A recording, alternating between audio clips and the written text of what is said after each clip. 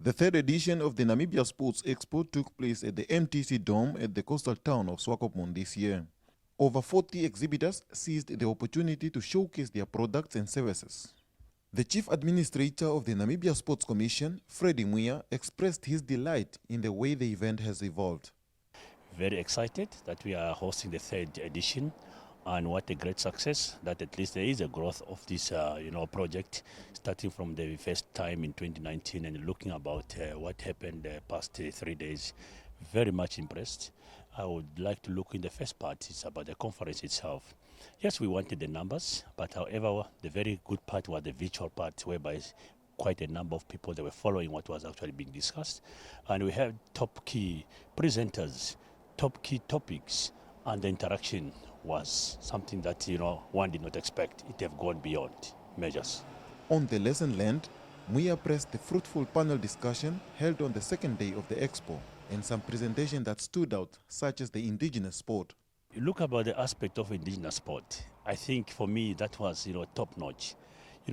We have actually maybe to say we want to forget that we come from somewhere, our root.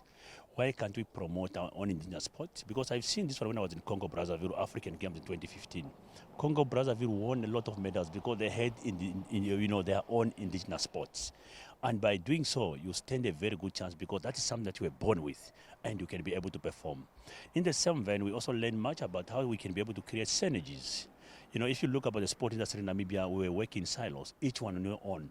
But now, every year, they've got this opportunity to come together. You learn about the experience other people are experiencing, out of the shortcoming that they're experiencing. And when you come together and you discuss matters of that nature, then you come towards one common goal, sport development or sport promotion. Also speaking to NBC Sport was Jan Marey from the Rainbow Youth Development Foundation. You were one of the speakers that presented or did the presentation on the indigenous sport. Yes. How far are we? Where are we as a country in terms of indigenous sports?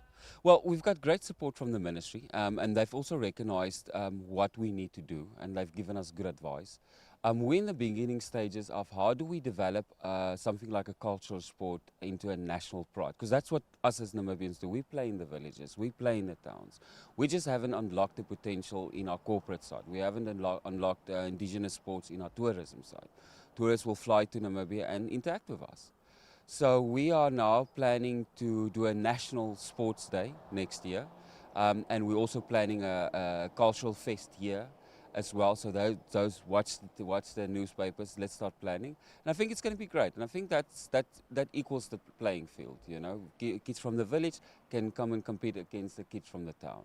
We're currently doing activations in the smaller villages in the north, and with Angula Lodge we play the games there as well.